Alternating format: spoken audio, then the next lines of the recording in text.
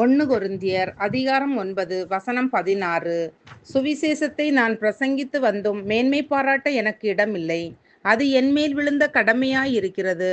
சுவிசேஷத்தை நான் பிரசங்கியாதிருந்தால் எனக்கு ஐயோ. அன்பான தேவ பிள்ளைகளே, இயேசுவை பற்றிய செய்திதான் சுவிசேஷம். இயேசுவை பற்றி சொல்வது சுவிசேஷ அறிவிப்பாகும். சுவிசேஷ அறிவிப்பு என்ற வார்த்தையை கேட்டவுடனே பிறருக்கு அறிவிப்பது பற்றி தான் நாம் எண்ணுகிறோம்.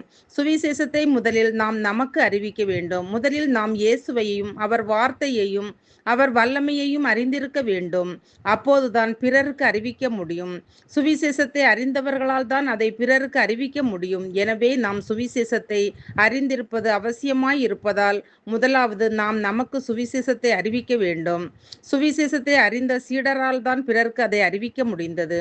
எனவே முதலாவது நாம் நமக்கு சுவிசேஷம் அறிவிப்போம், பின் குடும்பத்தில் உள்ளவர்களுக்கும் பின் மற்றவர்களுக்கும் அறிவிப்போம்.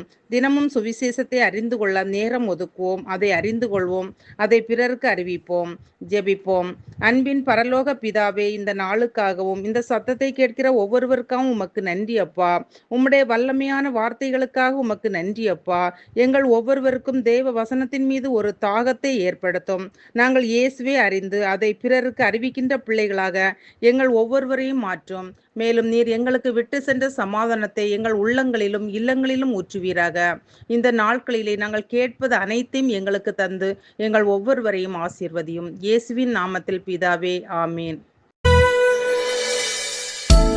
எத்தனை மனிதர்கள் பார்த்தேனையா, ஒருவரும் உம்மை போல இல்லையா. எத்தனை மனிதர்கள் பார்த்தேனையா, ஒருவரும் உம்மை போல இல்லையா. நீரின்றி வாழ்வே இல்லை உணர்ந்தேனையா, உந்தனின் மாறா அன்பை மறவேனையா.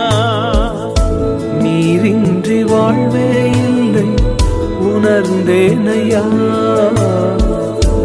உந்தனின் மாறா அன்பை மறவேனையா. துதி உமக்கே, கனம் உமக்கே, புகழும் மேன்மையும் ஒருவருக்கே. துதி உமக்கே, கனம் உமக்கே, புகழும் மேன்மையும் ஒருவருக்கே.